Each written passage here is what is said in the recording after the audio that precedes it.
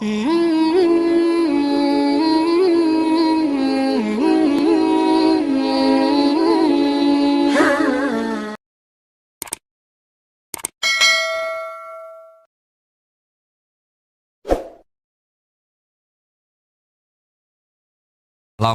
warahmatullahi wabarakatuh. Bismillahirrahmanirrahim. Tabarakalladzi nazzalal furqana ala 'abdihi liyakuna lil 'alamina nadhira. Allahumma shalli wa sallim ala sayyidina Maulana Muhammadin wa ala alihi wa sahbihi asma'in, nama ba'du. Yang sangat kula hormati keluarga besar Raden Asnawi sedanten mawon, mulai Gus Hafid bin Ni'am bin Zuhri bin Raden Asnawi sedanten keluarga santri. Niki kudanan nggih niati dudusan nonton mawon. Terus riyen wonten cerita udan niku rahmat. Jadi nak sampean melayu saking udan berarti melayu saking napa? Rahmat. Terus niki terus cara berpikir niku udan niku rahmat, terus termasuk tobat sing sah niku dawuh Imam Ghazali kon adus nganggo banyu udan sing ceblok langsung, mergo nak liwat kenteng kadang kentenge iku hasil sumbangan proposal. Terus mpun sing langsung mawon, sing liwat plastik mpun mboten mandi niku. Mboten mandi niku sing niku mau sama niku. Terus dulu di antara syaratnya tobat niku dawuh Imam Ghazali niku adus udan sing prawan, maksudnya sing asli ceblok saking putih langit niku langsung sampeyan ombe. Nak tepak nggih tobat, nak mboten tepak nggih lara niku. Mergi asli. Terus kula matur nuwun sanget jenengan hormat teng Raden Asnawi. Beliau sekarang generasi keempat ya, wonten sing generasi ketiga. Nasab kula kepanggih Raden Asnawi teng Asnawi sepuh. Terus Mbah Raden Asnawi gadah bah namine Abdullah Husnen, terus Ibu Ayu Sofiah niku binti Asnawi sepuh. Kula buyut kula kandung damaran niku Hafsah binti Maksum bin Soleh bin Asnawi sepuh. Kenapa saya cerita zuriyah ya? Terus satu peradaban, gini bahasa Indonesia mohon ya, kersane gaul.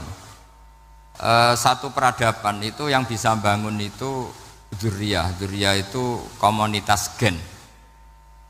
Meskipun nanti komunitas gen itu bisa disadap atau dibajak oleh orang-orang yang tidak gen, jadi agak ilegal tapi itu sah. Karena sampean bisa misalnya kalah nasab sama saya, misalnya bilang nanti ketemu di Nabi Adam saja Gus gitu. Nanti pasti kita ketemu di siapa? Nabi Adam. Terus kedua, kekalahan nasab itu udah abadi, karena nanti setelah jenengan ditanya di kuburan, bapak kamu siapa? Itu disuruh jawab Nabi siapa? Ibrahim.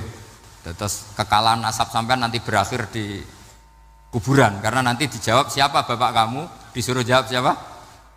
Nabi Ibrahim. Jadi yang punya bapak Karmen apa itu sudah selesai, sudah gak dipakai lagi. Nanti pakai siapa? Nabi siapa? Ibrahim. Nah, kenapa saya cerita bahwa nasab gen itu akan disatukan oleh satu visi ilmiah yang objektif. Gini ku dawuh Nabi Yusuf, wattaba'tu millata abai Ibrahim wa Ishaq wa Yaqub. Terus dawuh Nabi Yusuf, maka nalana an nusyrika billahi min syai'. Jadi saya ngikuti leluhur saya. Ini dengerin ya, saya ngikuti leluhur saya, yaitu Nabi Yakub bin Ishak bin Ibrahim. Leluhur saya itu siapa? Maka nalana an nusyrika billahi min syai', yaitu keluarga besar yang tidak pernah melakukan kemusyrikan. Ya, keluarga besar kami punya tradisi tidak pernah melakukan kemusyrikan. Dan bahkan itu dibahasakan tidak mungkin kita ini melakukan kemusyrikan.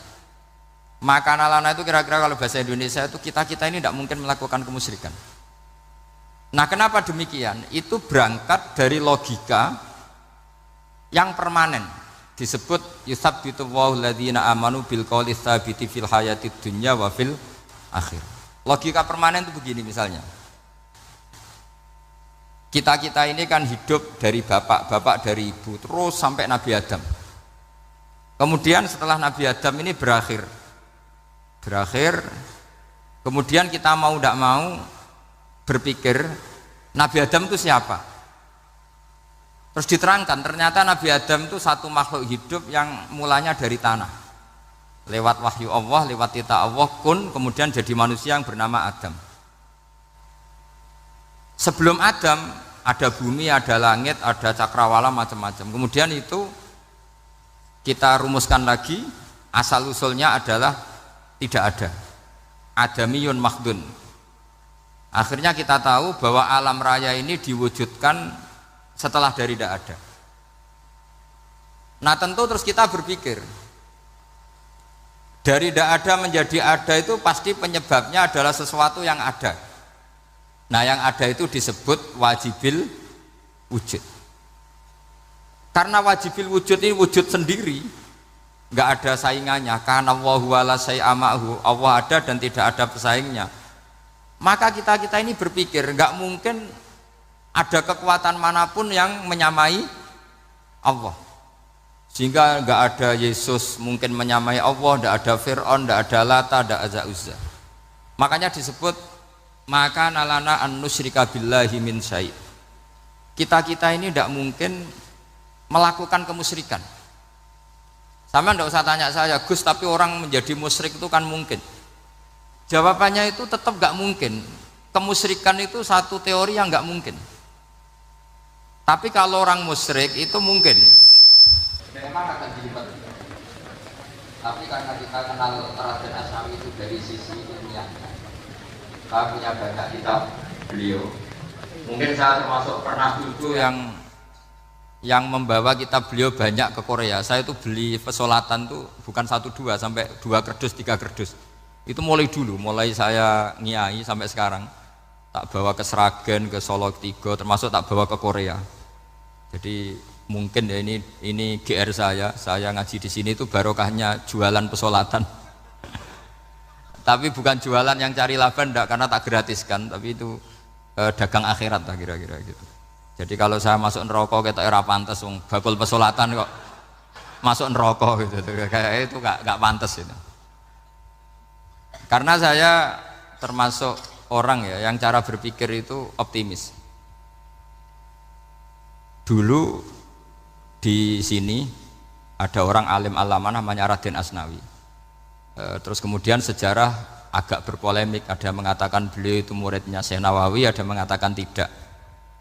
Apapun itu yang saya yakini adalah beliau ya saling istifadah lah, saling bermanfaat bagi Syekh Nawawi Banten. Saya punya catatan sejarah banyak tentang Raden Asnawi karena guru-guru kita itu akan ketemu di Syekh Nawawi Banten. Yaitu kita tahu misalnya saya ngaji Mbah Mun ngaji Mbah Zubair misalnya ngaji Syekh Fakih Mas Kumambang, ngaji Mbah Mahfud, terus ngaji Sayyid Abi Bakar Sato, terus ngaji Sayyid Zaini Dahlan. Kalau keluarga sini mungkin misalnya Gus Hafid, Mbah Niam, Mbah Zuhri, terus Raden Asnawi. Raden Asnawi kita tahu nikah dari istri mudanya Syekh Nawawi, yaitu Nyai Hamdana.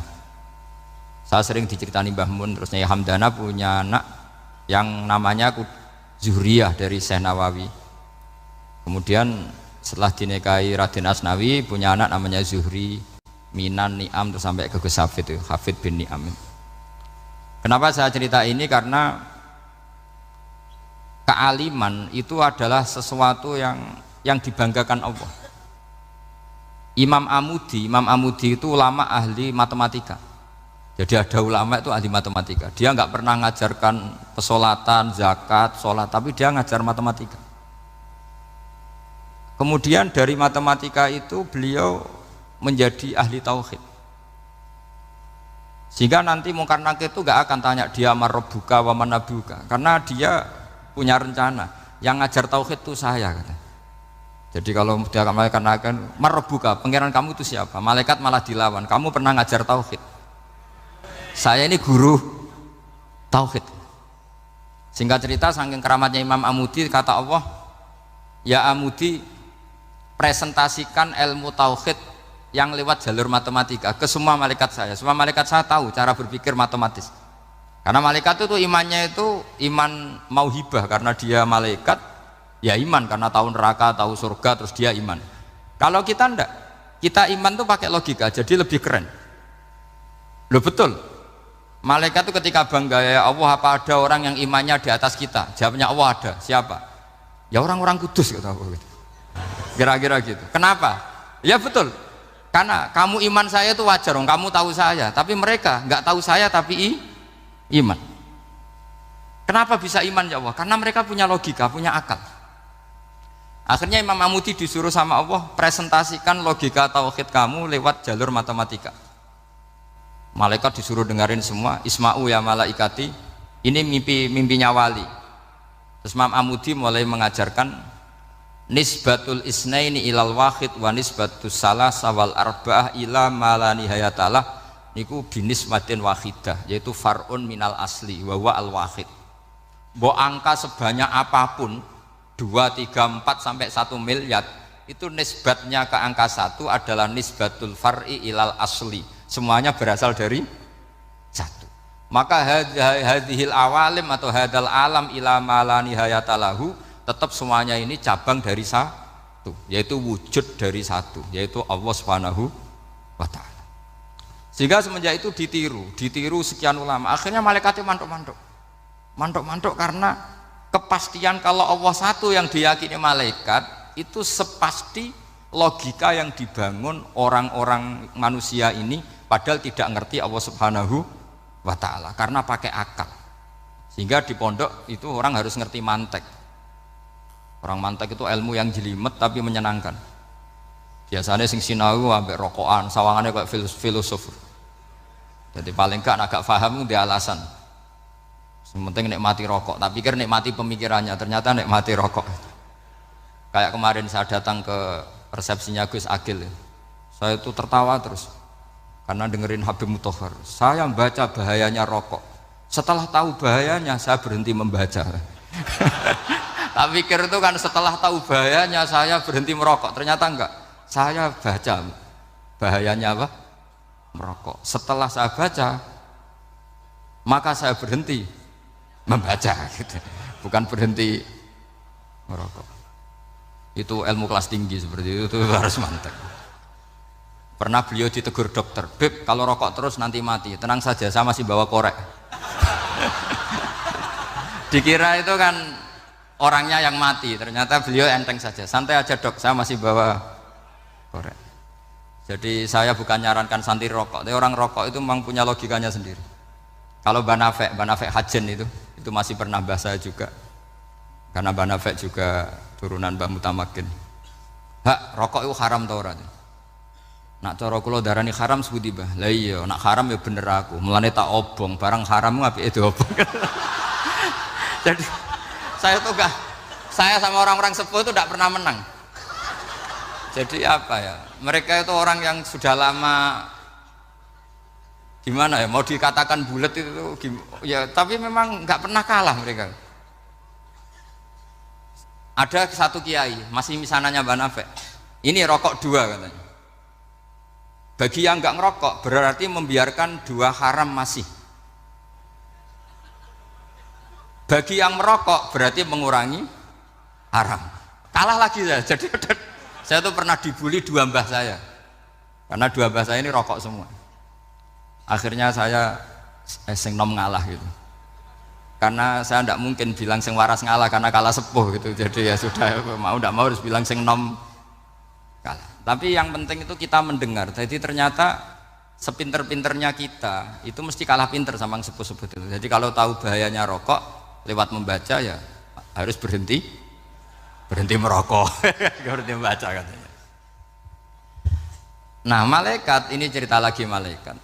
Saya memang dari awal niat hormat Raden Asnawi karena buyut-buyut beliau itu ketemu di buyut saya. Saya ini turunan Mbak Asnawi sepuh. Terus cuma buyut saya itu nikah Lasem, terus saya keceluk cucunya keluarga Lasem. Sebenarnya saya juga cucu Kudus. Tapi terus alhamdulillah sekarang kembali karena buyut saya menyuruh saya ngajar di Damaran, terus sampai sekarang saya ngajar di Damaran. Tapi buyut saya itu masih lahir di Damaran. Namanya Mbah Hafsah, itu Hamsah binti Maksum bin Soleh bin Asnawi Sepuh. Sama seperti nasab di sini Raden Asnawi, Mbah Abdul Husnan, terus Nyai Ayu Sofiyah, terus Mbah Raden Asnawi. Saya mau cerita, jadi ilmu itu lebih keren kita. Sehingga Rasulullah SAW pernah ngendikan, saya ini rindu sekali li ikhwani, kata Nabi itu ikhwani. Kata sahabat bilang, alasna ikhwanaka ya Rasulullah, bukankah kita ini saudara kamu, saudara engkau ya Rasulullah? Tidak, antum ashabi, kamu itu sahabat saya. Siapa teman-teman kamu itu ya Rasulullah? Yaitu kaumun yang tidak melihat saya, kemudian iman kepada saya. Jadi mereka seperti kita semua di Kudus ini tidak melihat Rasulullah SAW, tapi iman sama Nabi. Dan ketika malaikat yubahi bikum malaika, Allah bangga dengan malaikatnya, membanggakan kita. Sampai malaikat tuh sentimen, kok bisa ya Allah? Ya karena tadi, kamu iman sama saya wajar, karena kamu melihat surga, melihat neraka, melihat aras.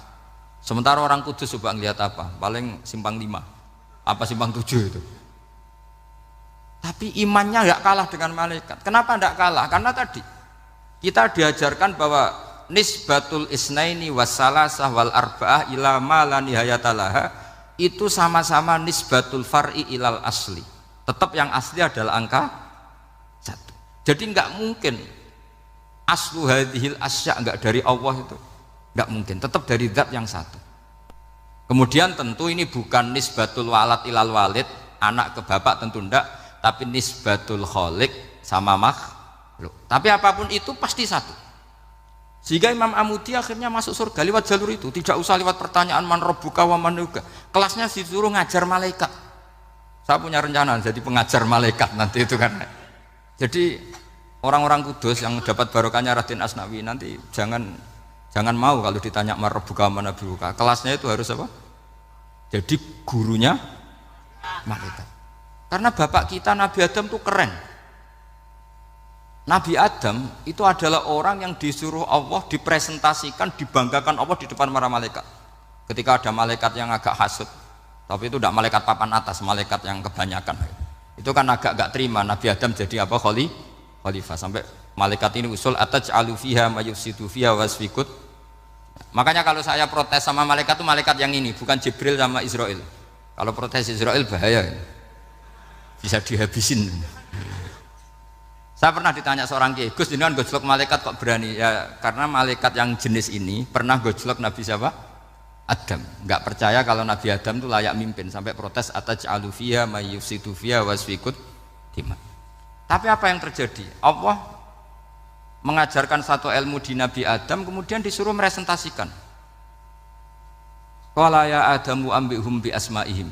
Adam, coba kamu presentasikan ilmu kamu. Setelah Nabi Adam fasih mempresentasikan ilmu, kata Allah, kamu bisa enggak sepinter Nabi Adam? Enggak bisa ya Allah. Makanya sudah saya bilang ini a'lamu malah. Saya lebih tahu siapa yang layak mimpin. Jadi layak mimpin itu pertama harus kuwatul ilm. Ilmunya itu harus kuat. Nanti saya akan cerita hubungannya Raden Asnawi dengan Syekh Nawawi. Apa itu hubungan teman, apa murid guru, itu memang masih jadi polemik sampai sekarang. Kalau saya ya keyakinan saling istifadah. Ini bahasa netral, tidak murid guru tapi saling apa? Istifadah.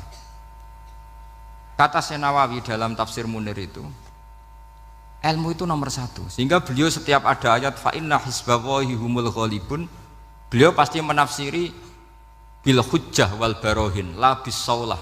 Saya masih ingat betul takbirnya, memang saya hafalkan. Tapi bukan untuk modal pidato mboten, modal sebagai wong alim. Kalau pidato gampang. Pidato itu semua orang bisa. Kalau jadi orang alim itu tidak gampang. Lebih susah lagi wong alim buat pidato. Itu kalau nggak pernah mbah saya tidak mau. Karena memang saya terkenal nggak suka pidato. Satu memang nggak bisa. Nomor 2 tidak ingin. Nomor 3 ya rugi. Karena pidato itu nasib-nasiban itu. Kalau nasib baik kamu tidak paham itu, wah Gus Ba ilmunya tinggi sehingga kita tidak paham itu kalau nasib baik. Kalau nasibnya ada baik, nak ngendikan bulat sama no. Itu tepat-tepakan. Dan Syekh Nawawi itu benar, Raden Asnawi juga benar, semua guru-guru kita benar. Karena agama ini sebetulnya bukan masalah negara, tapi masalah logika yang sehat. Uni Soviet itu pernah mengkooptasi Uzbek. Ceknya, Tajikistan itu 100 tahun orang dipaksa ateis. Tapi orang-orang Uzbek, saya sering ketemu ulama Uzbek, kadang ketemu di Korea, kadang di Malaysia. Orang-orang Uzbek itu punya basement di bawah tanah. Kemudian di bawah tanah ini mereka ngajarkan tauhid. Ngajarkannya ya gampang, misalnya ini sesuatu yang ada, iya ini. Ini ada penciptanya enggak? Ya ada. Siapa? Tukang katanya. Yang penting itu enggak ada logika bahwa sesuatu yang ada disebabkan oleh ketiadaan. Lah orang komunis, orang ateis itu orang yang mengatakan alam ini didahului oleh nihilisme, oleh adamiyah. Masuk akal enggak sesuatu yang ada, penciptanya sesuatu yang tidak ada. Sehingga orang anak-anak Uni Soviet itu enggak pernah kepikiran membenarkan ateis, itu enggak pernah. Bareng Uni Soviet ada itu Glasnost Perestroika itu kemudian hancur, semuanya langsung menjadi negara Islam, termasuk Uzbek, Tajikistan, karena diajari ilmu, bahwa ilmu itu yang nggak pernah kalah oleh negara.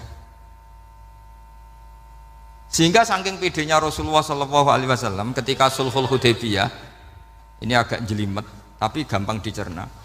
Sulhul Hudaybiyah itu satu perjanjian yang semuanya merugikan Rasulullah. Yaitu kalau orang kafir masuk Islam disuruh kembalikan ke kafir, karena kafir itu bagi mereka habitat, Islam itu hal yang baru. Tapi kalau orang Islam menjadi kafir nggak boleh kembali Islam, berarti kembali ke habitat. Semua perjanjian itu merugikan. Sampai masyhur Sayyidina Umar protes ke Rasulullah, jenengan masih nabi. Itu kan ekstrim tanya, jenengan sampai sekarang masih nabi? Ya, saya masih nabi. Kenapa tanya demikian? Karena semua perjanjian merugikan Islam, menguntungkan orang apakah? Kafir. Semua sahabat sebetulnya persis Sayyidina Umar protes, kecuali Abu Bakar. Lama-lama akhirnya di antara perjanjian itu berbunyi begini. Tapi saya minta satu hal, orang boleh mendiskusikan Islam tanpa tekanan. Itu saja permintaan Nabi. Orang boleh mendiskusikan Islam secara bebas, tidak tertekan. Karena orang-orang kafir melihat itu hal yang biasa, ya nggak masalah Muhammad. Akhirnya orang diskusi, Islam itu apa sih? Islam itu orang yang menuhankan Allah. Allah itu siapa? Zat yang menciptakan langit dan bumi. Lama-lama orang kafir berpikir, wah keren, Tuhannya Muhammad bisa bikin langit dan bumi. Nggak kayak Tuhan kita, malah kita yang bikin. Jadi mulai debat itu terus ada yang cerita lagi. Saya pernah loh nyembah Lata, pas itu dikencingi luwak. Masa ailahun yabulu ali sa'laban, masa Tuhan kok dikencingi luwak? Terus yang agak-agak ahli kitab ya diskusi lagi. Wah kayaknya Yesus tidak Tuhan lah. Masa Tuhan kok kelaparan, lemes, wah repot nanti. Jadi makanya Allah ketika gojlok wa ummuhu siddiqah kana yakulanit ta'am. Mal masihu ibnu Maryam illa rasul qad khalas min qablihir Rasul wa ummuhu siddiqah kana yakulanit. Coba paradok enggak misalnya, kamu didolani Nabi Isa terus ketok lemes. Kenapa Tuhan? Saya agak sakit keroi dulu. Kan enggak kebayang itu. Punya Tuhan yang sakit setelah makan sehat terus. Kan enggak kebayang seperti itu. Ketika Nabi punya konsep Tuhan, Tuhannya Muhammad itu siapa? Yaitu zat yang la awalalah, zat yang pertama. Lalu Tuhan itu siapa? Tuhan itu yang menciptakan langit bumi. Tuhan itu siapa? Yang memulai segalanya. Lama-lama mereka berpikir, wah kalau gitu yang benar itu Islam. Maka kata Imam Zuhri, Syihabuddin Az-Zuhri, famaka nafathun fil islami a'zoma min sulhil Hudaybiyah. Innamaka nasu yatafaduluna fil hadis wal munaza'ah. Semua teks riwayat itu ada kata wal munaza'ah. Orang bebas ngomong dan berdebat. Munaza'ah itu berdebat. Terus akhirnya falam yatakallam ahadun bil islami yaqilu syai'an illa dakhala fihi. Kemudian setelah berdebat dan mereka tahu Islam, pasti akhirnya masuk Islam. Dan itu yang sekarang terjadi di dunia. Makanya saya pernah ditanya seorang profesor, Gus, kalau di Jogja ada sekolah perbandingan agama, menurut Anda gimana? Asal itu tentang agama enggak apa-apa. Tapi kalau yang dibandingkan umat Islam itu jangan. Karena nanti kalau di Indonesia kira-kira yang copet itu ditanya agamanya juga Islam, yang koruptor juga Islam. Jadi kalau yang dikaji Islamnya enggak apa-apa, tapi orangnya jangan kata saya. Karena yang bulat ya banyak, yang enggak sholat ya banyak. Tapi kalau Islamnya saja, misalnya adu konsep tentang Tuhan. Masyhur kita mungkin banyak yang melihat itu debatnya Stanley Fischer sama Ahmad Didat itu. Tuhan kamu siapa ini itu sama Didat cerita Tuhan saya itu lam yalid walam yulad walam yakul lahu kufuwan. Itu spontan ada seorang mahasiswi bilang sepertinya Tuhan Anda lebih menarik. Karena Tuhan Anda yang menciptakan langit bumi, yang Tuhan ini kok lahirnya sudah di bumi, masa lahir-lahir langsung jadi Tuhan. Jadi akhirnya falam yatakallam ahadun bil Islam yaqilu syai'an illa dakhala fihi. Sehingga agama ini apa? Agama itu adalah kalimat tauhid. Kalimat itu apa? Logika yang terbangun. Nah, ketika logika itu terbangun maka disebut yusabbitu Allahu alladzina amanu bil qaulis tsabit fil hayatid dunya wa fil akhirah. Allah itu akan menetapkan satu kaul, satu presentasi ilmiah atau satu kesimpulan ilmiah. Yang kesimpulan itu nyata benarnya. Dan ini akan nyata terus baik di kehidupan dunia maupun kehidupan apa? Akhirat. Seperti Allah sebagai Tuhan. Itu akan nyata terus. Di dunia Allah ya Tuhan, nanti di akhirat juga Tuhan. Tapi Tuhan selain Allah, maka menjadi Tuhan ini nunggu ada yang menuhankan. Misalnya Fir'aun, itu jadi Tuhan karena ada yang menuhankan. Sekali dia mati, dia sudah aset wisata, bukan Tuhan lagi. Makanya gojlokannya orang ulama Arab, kalau ketemu ulama Mesir, kalau gojlokan itu lucu. Orang Arab, ada Abu Jahal, Abu Lahab, penggaweane musir Nabi gitu. Itu gojlokannya ulama Mesir. Kata ulama Arab, kamu gayanya benci Fir'aun, tapi rizki kamu dari wisata melihat Fir'aun. Itu gojlokannya ulama Arab sama ulama Mesir. Sehingga agama ini mengajarkan apa? Satu kalimat. Makanya kamu harus belajar mantek. Dulu Raden Asnawi ya pengajar mantek. Dulu buyut saya di sini Mbah Fauzan, abahnya Mbah Pah itu, mbahnya itu juga pengajar mantek. Karena di antara yang diceritakan Allah itu wa ja'alaha kalimatam baqiyatan fi aqibih. Tugas utama Nabi Ibrahim adalah menjadikan satu logika. Kalimah itu logika. Itu menjadi logika yang abadi, baqiyah itu abadi. Fi aqibih di anak turunnya Nabi Ibrahim. Misalnya begini, saya beri contoh ya. Misalnya saya mengatakan teh ini hitam, itu menjadi kalimah karena diucapkan, tapi tidak menunjuk hakikat karena tehnya berwarna apa? Kuning. Sehingga Quran kalau menyalahkan orang kafir itu ngendikane kaburas kalimatan takhruju min afwahihim. Omongannya orang kafir itu menjadi kalimat karena diucapkan dari mulutnya. Kenapa menjadi kalimat? Karena diucapkan tapi tidak menunjuk hakikat. Seperti orang mengatakan 2 ditambah 2 itu 10, itu kalimat, tapi kalimat yang salah karena tidak menunjuk hakikat. Seperti orang kafir mengatakan Tuhan itu 3, itu kalimat karena diucapkan tapi tidak menunjuk hakikat. Tapi ketika seseorang mengatakan Allah itu Tuhan, Tuhan itu satu, itu disebut kalimatu haqqin 'alaiha nahya wa 'alaiha namut. Temeriki tahlilane wa 'alaiha napa wa biha? Wa 'alaiha napa wa biha? Waliha ya, ada yang tahlilan wabiyah, itu nggak tahu sanatnya dari mana, pokoknya ada yang waliha, ada yang biha. Kenapa dikatakan kalimat tauhid? Karena kalimat yang dari kesimpulan berpikir. Dan agama ini dibawa Nabi Ibrahim itu untuk membawa kalimat tauhid. Ciri utama kalimat tadi, kamu yakin seyakin-yakinnya bahwa nisbatul snaini wassalasah wal arba'ah ila ma la nihayatalaha itu kanisbatisnain ilal wahid, yaitu semuanya far'un minal asli, aslinya adalah wahid.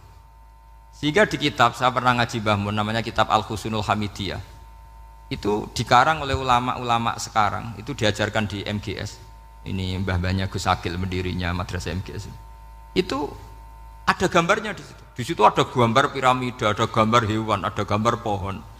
Kata yang ngarang, gambar sedetail ini, sejelimet ini dimulai dari nuktah wahidah, tetap dimulai dari satu titik, dan ini disebut nuktatil wujud. Jadi orang kudus sebanyak ini tetap dimulai dari satu orang, yaitu Adam. Adam dimulai dari ketiadaan. Lalu siapa al-mujid? Pewujudnya siapa? Hanya Allah Subhanahu wa ta'ala. Sehingga ulama-ulama termasuk Syekh Nawawi itu paling suka ngendikan semua makna Quran dikumpulkan di Fatihah, Fatihah dikumpulkan di Bismillah, Bismillah dikumpulkan di ba, karena di ba itu ada titik nukdotil wujud, yaitu disingkat bi kana makana wa bi yakunu ma yakun. Karena saya, kata Allah, semuanya akan ada, dan karena saya yang enggak ada, semuanya suatu saat ada. Disebut nukdotil wujud. Nah, kita meyakini kalau Allah satu itu seyakin-yakinnya, karena nggak mungkin angka nggak dimulai dari angka satu. Begitu juga gambar seapapun julumete. Misalnya sampean gambar zaman saya kecil, gambar paling favorit itu apa? Kambing bertarung. Itu gambarnya kan susah. Daripada gambar kambing bertarung susah terus dibikin kotak saja, tembok. Kalau tanya gurunya, gambarnya mana? Di belakang tembok, Bu. Ini itu dulu saya diwarai anak-anak nakal ya. Jadi semua satu gambar itu disuruh gambar harimau, yang satu disuruh gambar kambing bentrok, yang satu disuruh gambar matahari, semuanya kotak semua. Ini itu Bu, gambarnya di belakang apa? Tembok. Maka nggak kelihatan kata. Jadi gurunya kalah cerdas. Yang guru itu sebenarnya nggak pernah menang, karena murid itu lebih pinter. Itu teman saya dulu kalau ngaji itu kalau tes itu ngerpek baca. Gurunya marah, kamu tes kok baca? Enggak ngerpek Bu, ini belajar di kelas. Katanya belajar kapan saja di mana saja. Acuh. Jadi apa ya, orang itu kadang yang salah itu lebih masuk akal kadang-kadang ini. Saya teruskan ya supaya ini dapat barokahnya Raden apa? Asnawi. Saya mohon sekali ya, kalimat haqqin itu harus kamu jaga. Caranya jaga ya tadi. Kalau kamu tidak bisa ilmu mantek, misalnya al-alam mutaghayyir wa kullu mutaghayyir hadis la budda min muhdits, itu kan jelimetan. Pakai saja teori umum bahwa gambar apapun jelimetnya itu dimulai dari satu titik. Karena nggak bisa, nggak dimulai dari satu titik tidak bisa. Maka alam apapun jumlahnya nggak terhingga tetap dimulai dari al-wahidul qahar, yaitu satu titik. Yaitu dalam konteks tauhid tentu itu Allah Subhanahu wa ta'ala. Sehingga Nabi Ibrahim itu orang paling sukses bikin waja'alaha kalimatam baqiyatan fi aqibi. Terus Nabi Muhammad begitu, sahabat gitu, sampai kita sekarang diajari ilmu mantek. Ilmu mantek itu logika yang nggak terbantahkan. Karena mau tidak mau.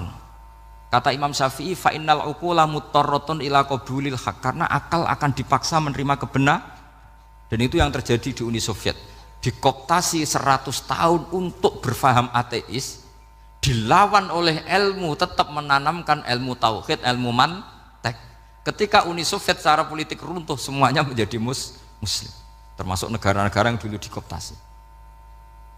Maka kamu tidak usah kecil hati di Indonesia, apapun rusaknya negara ini, asal kita cara bertauhid benar, insya Allah tetap meninggal husnul khotimah. Karena sudah janjinya Allah, yusabbitu walladzina amanu bil qaulits tsabit. Sing jelas itu nomor satu tuh al qaulits tsabit. Memang itu logika yang masuk akal. Jadi jangan kira semua orang ditanya mar rabbuka, ndak. Banyak ulama yang enggak ditanya. Masyhur itu dalam cerita keramat-keramat. Ada guru tauhid ngajarin tauhid.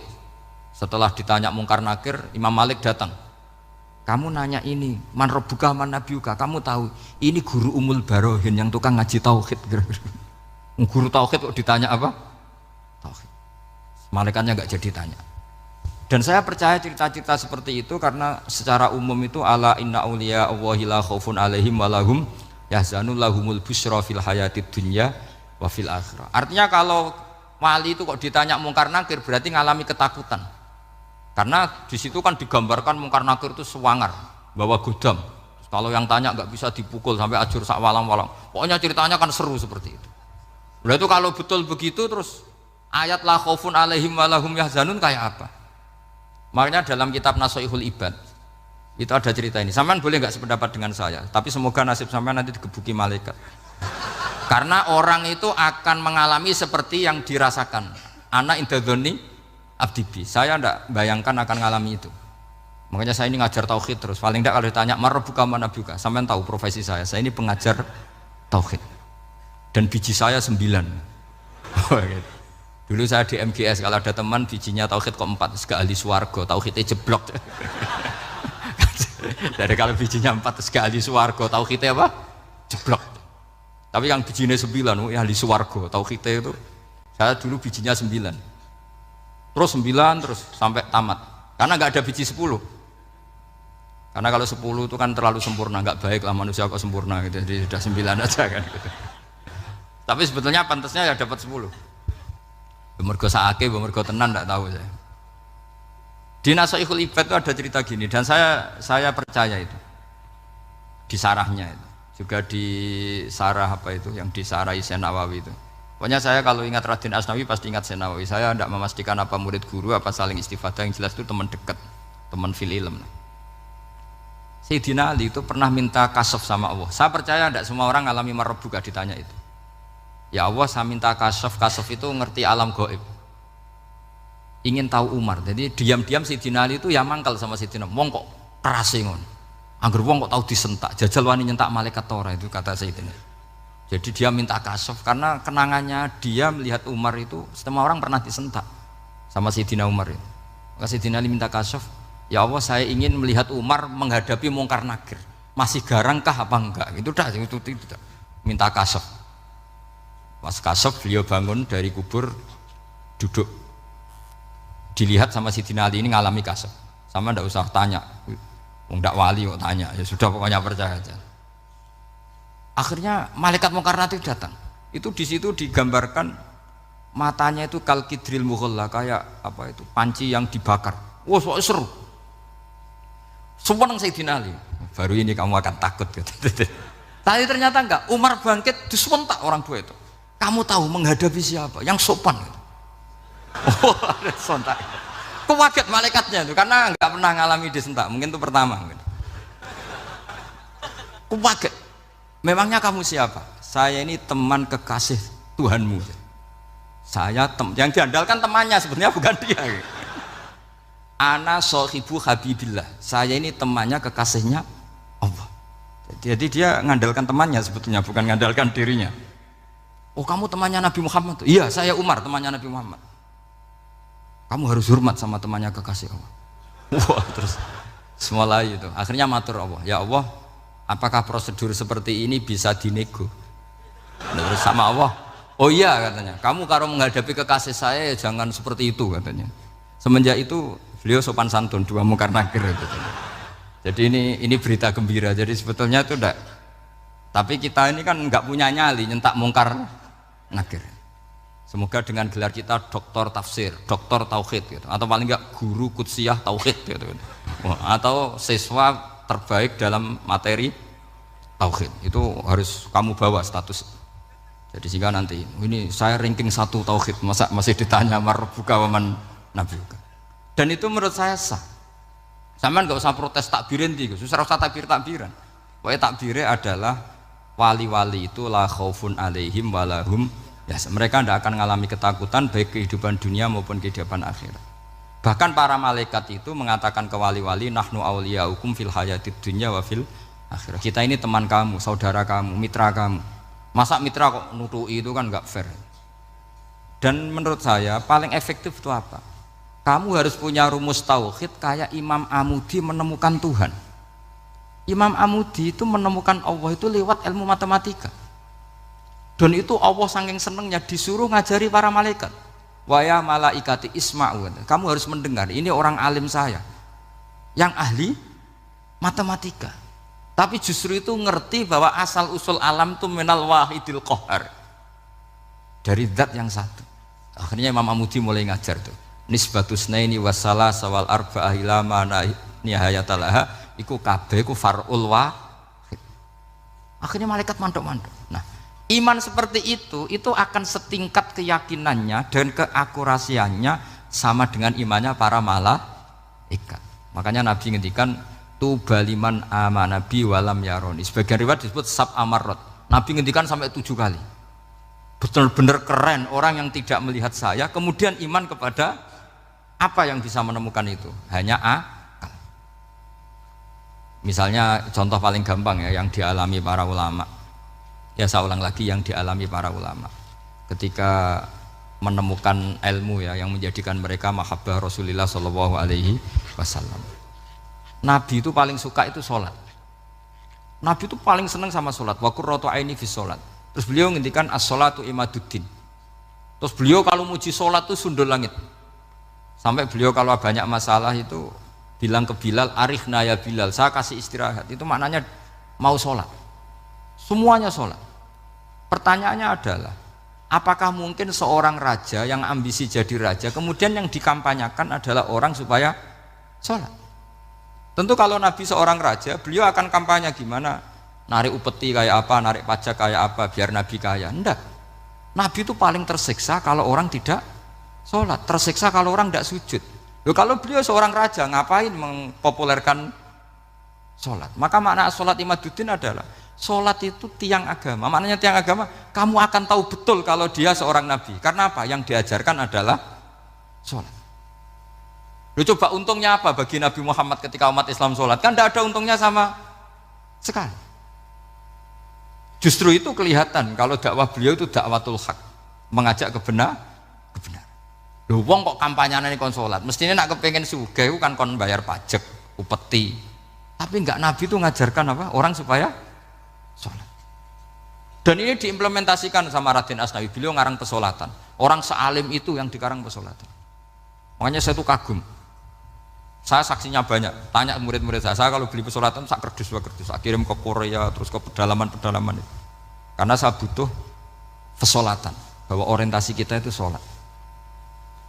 Sehingga wali-wali itu dulu, saya berkali-kali cerita kalau ngaji, wali-wali dulu itu kalau ditawarin Allah masuk surga itu tanyanya satu, ya Allah di surga ada sholat enggak? Kalau enggak ada saya enggak mau. Kalau sampean pasti enggak tanya gitu, pasti itu sudah ada. Sampean malah gini, enak mlebu swarga ora usah sholat mesti gitu. Sudah, jadi sudah lama sekali nganggap sholat itu problem, dan itu berat masuk surga kalau begitu terus, itu berat. Itu pertanyaannya gitu, karena alam rohani kita, saya ulang lagi, alam rohani kita itu tidak kebayang kalau kita hanya nyuwun sewu nikmati secara seksual, secara biologis. Makanya ada ulama ditanya, kenapa sholat itu lebih indah ketimbang nikmat al-wiqa misalnya, nikmatnya hubungan biologis. Jawabnya ulama itu gini, lucu, jawabannya sederhana. Nikmatnya kamu punya anak itu apa? Jawabnya ulama itu lucu. Kalau sakit dia sembuh, kalau hilang dia datang. Saya ulang lagi ya, kalau sakit dia sembuh, kalau hilang dia datang. Sekarang orang tua yang punya anak sakit koma di UGD atau di emergency, itu senangnya tuh mengalahkan kesenangan apa saja. Kira-kira orang yang berhubungan intim atau yang hubungan biologis dengan orang yang sedang anaknya sembuh dari koma, senangnya senang mana? Senang yang melihat anaknya sembuh dari koma.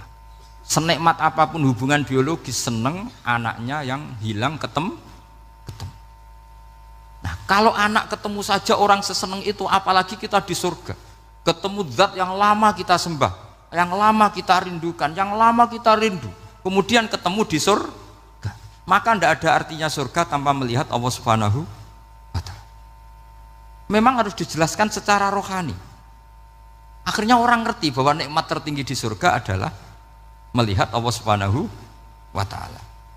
Karena kalau anak-anak muda mungkin protes, ya enggak, ya enak kumpul sama widadari gini-gini. Wah, itu kan yang trauma bojone jelek gitu. Wah, itu yang bojone jelek mesti kesusu masuk surga karena itu sudah jelek, cerewet, nggak mati-mati kan gitu. Terus dia ingin masuk surga mesti niate welek, mesti pikiran pertama itu kumpul widadari. Tapi ada ulama yang bikin analogi tadi, misalnya istri kamu cantik, kemudian anak kamu sakit koma, hubungan dengan istri sama dengar berita anak kamu sembuh, seneng mana? Seneng anak sembuh. Sama anak yang hilang, seneng mana? Anak yang hilang ketemu. Maka terus ulama bisa menjelaskan itu. Kalau orang ketemu anaknya seseneng itu, apalagi ini ketemu Tuhannya yang bertahun-tahun disembah, kemudian tidak pernah melihat. Di surga itu nanti kita melihat Allah Subhanahu. Makanya Allah begitu bangganya mempromosikan surga. Surga itu apa? Surga itu wujuhu yauma idzin nadhirah ila rabbiha nadhirah, yaitu wajah-wajah berseri-seri dan melihat Allah. Itu tanpa dijelaskan seperti ini Anda akan janggal, enaknya di mana? Tapi setelah dijelaskan detail gini oleh ulama, maka kita akan tahu an-ni'matul uzma sing enggak ada perbandingannya adalah nikmat masuk apa? Surga karena melihat Allah Subhanahu wa Ta'ala. Ya, jadi saya berkali-kali pokoknya minta sekali, hadil umat harus umat yang rasional, terutama dalam mengemban tauhid. Karena tauhid ini yang disebut kalimah. Sampai Allah mengistilahkan kepada Nabi Ibrahim itu waja'alaha kalimatam baqiyatan fi aqibih. Kalimat tauhid adalah kalimat yang akan abadi di anak cucunya Nabi Ibrahim. Baik anak cucu yang karena gen mau anak cucu yang karena sebab, yaitu santri dengan kiai. Dan itu caranya gimana? Umat Islam jangan berhenti belajar mantek. Makanya di MGS, di Qudsiyah, di TBS, semua pondok pasti ngajarkan mantek, di Bendan, ilmu logika. Yaitu tadi, kalau kamu tidak bisa menemukan tauhid dengan cara tadi, dengan cara al-alam mutaghayyir wa kullu mutaghayyir hadis la budda min bukhtis, paling tidak pakai ilmu yang dilakukan Rasulullah SAW. Yaitu masyhur itu, saya sering cerita di mana-mana. Ada orang namanya Jubair bin Mut'im, Muhammad bin Jubair bin Mut'im. Itu dulu dia kafir. Dia orang pinter sampai dipasrai jadi negosiator untuk mengurus tawanan perang Badar yang ditawan Rasulullah SAW. Ketika datang di Madinah, delalah pas maghrib, Nabi baca wattur wa kitabim mastur. Di antara ayat yang dibaca Nabi itu am khuliqu min ghairi syai'in. Masa manusia sebanyak ini kemudian mereka diciptakan oleh ketiadaan. Min ghairi syai'in itu oleh ketiadaan. Masa alam raya yang wujud ini, alam raya yang punya eksistensi ini kemudian penciptanya adalah ketiadaan. Padahal wal adamu la yakhluqu wa la yu'assiru wa la kadza wa kadza. Tentu sesuatu yang tidak ada itu tidak bisa dikatakan sebagai pencipta. Wong nggak ada, jadi faktor saja nggak mungkin, apalagi jadi pencipta. Itu Nabi habis sholat langsung beliau sungkeman, ya Muhammad, saat ini juga saya iman. Karena logika yang dibangun ayat yang kamu baca itu menghabiskan semua logika saya. Intinya logika tauhid itu akan mengalahkan semua teori non tauhid. Itu yang disebut bal naqdhifu bil haqqi 'alal batili fayadmaghuhu fa idza huwa zahid. Kebenaran tauhid itu akan menghancurkan kekuatan apa saja. Fayadmaghuhu itu di tafsir Tobari disebut dorbatan tasujud dimah. Satu pukulan sing sampai menjadikan otak itu hancur. Makanya disebut damagho, dimah itu maknanya otak. Maka kamu jangan khawatir kalau Islam didiskusikan di Uni Soviet, didiskusikan di Kanada, didiskusikan di Korea, pasti kalimat tauhid akan mengalahkan kalimatul batil. Pasti ja'al haqqu wa zahaqal batil, innal batila kana zahuq. Tapi syaratnya kita harus kuat. Makanya saya ini senang sekali yang namanya ngaji, itu saya senang. Karena saya tadi bercita-cita ingin jadi dosen setelah mati. Karena di dunia sudah tidak jadi apa? Dosen. Saya ingin seperti Imam Amudi. Pertama ketemu Allah, beliau disuruh ngajar malaikat tentang ilmu apa? Matematika yang mengarah ke tauhid. Jadi diajarkan, kamu tahu angka 2, angka 3, angka 4, semuanya bersumber dari angka 1. Berarti semuanya berawal dari 1. Nggak tahu setelah itu malaikatnya dites lagi apa enggak tahu. Pokoknya pas itu malaikat ya paham semua. Oke.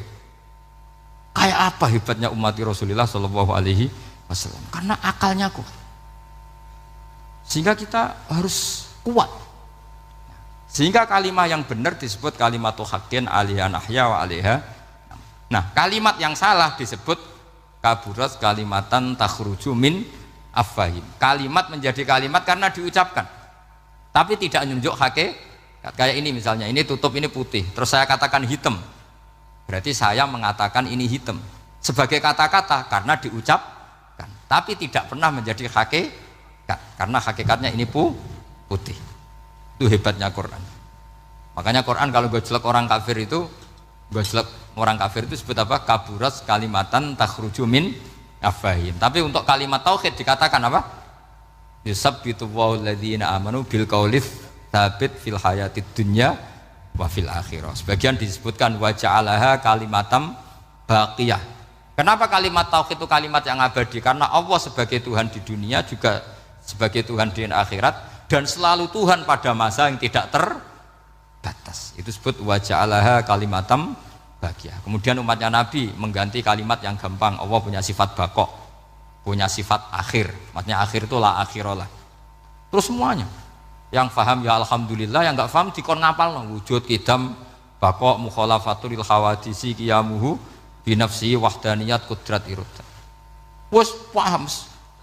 Lah kok sing rada alim terus roh bedane iki sifat ma'ani iki maknawiyah.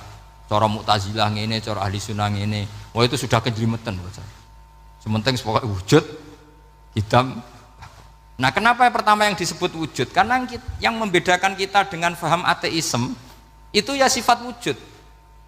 Yaitu mereka mengatakan alam raya ini dimulai dari ketiadaan. Wah, itu akal mana saja itu nggak bisa nerima, masa ketiadaan menciptakan sesuatu yang ada. Maka kata Ibnu Hajar al-Asqalani ketika mentafsirkan mensarai hadis, salasun mangkunna fihi wajata halawatal iman. 3 hal ini kalau kamu faham maka menemukan manisnya iman. Manis itu enak. Terus kata Ibnu Hajar al-Asqalani, masih ingat betul dalam sarahnya Fathul Bari, wa yusamma inda ahlil aql, misalnya al-iltizat al-aqli. Agama ini mengajarkan kenyamanan cara berpikir.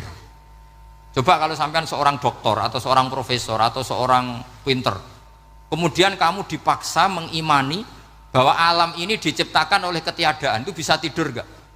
Oh, tidak bisa tidur.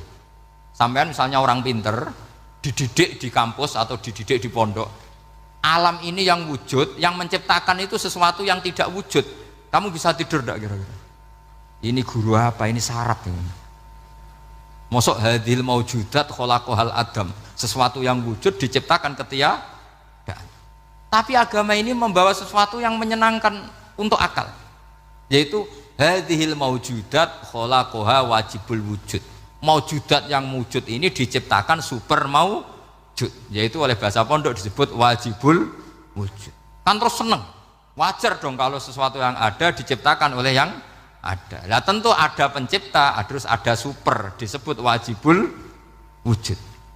Kan terus enak. Nah, itu kata Ibnu Hajar al-Asqalani disebut wajada halawatal iman. Sehingga kita tidak usah khawatir. Makanya saya itu termasuk orang yang nggak khawatir. Apapun rusaknya dunia ini, kacaunya dunia ini akan kalah dengan kalimatut tauhid. Karena kalimat ini ketemu apa saja pasti menghancurkan. Yaitu disebut bal naqdhifu bil haqqi 'alal batil fayadmaghuhu fa idza huwa zahid. Kalimat hak ini akan menabrak apa saja. Dan yang ditabrak pasti hancur. Makanya sampai tidak usah khawatir misalnya ada negara ateis di Cina, di Korea. Kita yakin asal yang diteliti itu agama Islam pasti menang. Nah yang susah kalau yang diteliti orang Islam, itu susah. Karena yang copet kadang-kadang ya umat, apalagi di negara yang mayoritas muslim, nanti copetnya, premannya, koruptornya semuanya beragama Islam. Makanya kita hanya punya pilihan 2 itu, umat Islam dan Islam yang kumat itu dok. Kalau tidak umat Islam ya Islam yang kumat. Tapi kalau kalimat tauhid itu kalimat yang aman, tak jamin. Tak jamin 100%. Sehingga saya itu kalau ditanya Profesor Pak Bahak, kalau suatu saat Indonesia jadi negara yang sangat terbuka, kemudian ada sekolah perbandingan agama, menurut Anda prospek Islam gimana? Saya jawab asal yang dikaji Islamnya bukan orangnya, pasti Islam tetap prospek. Asal yang dikaji apa? Islamnya bukan orangnya. Kalau orangnya ya Masya Allah. Ya itu tadi, kalau tidak umat Islam ya Islam yang umat. Ya ngoten mawon supaya niki mungkin untuk barokah napa Raden Asnawi, untuk barokah ngaji kalimat tauhid. Terus sampean kudanan iki kula mboten sakake, tak anggap untuk rahmat ngoten mawon nggih. Terus karena tadi di antara syaratnya tobat kata Imam Ghazali itu pernah kena air hujan langsung turun dari langit. Ya itu jelas itu di Ikhya itu, karena ahalul halal adalah alma an-nazil minas sama. Halalnya barang paling halal adalah air yang pertama turun dari langit. Tapi kalau yang sudah lewat peci ini sampean tuh masalah itu. Kadang pecinya kan temane gasap macam-macam gitu. Atau beli lewat nyentak orang tua. Ya masalah lah. Tapi ya lebih baik yang pakai peci timbang yang enggak, lebih sopan gitu kan. Tapi yang enggak pakai peci ya enggak apa-apa karena langsung kena apa? Kena apa? Hujan. Jadi pokoknya yang ingat-ingat ya, yusabbitu Allahu alladziina aamanu bil qawli tsabit. Assalamualaikum warahmatullahi wabarakatuh.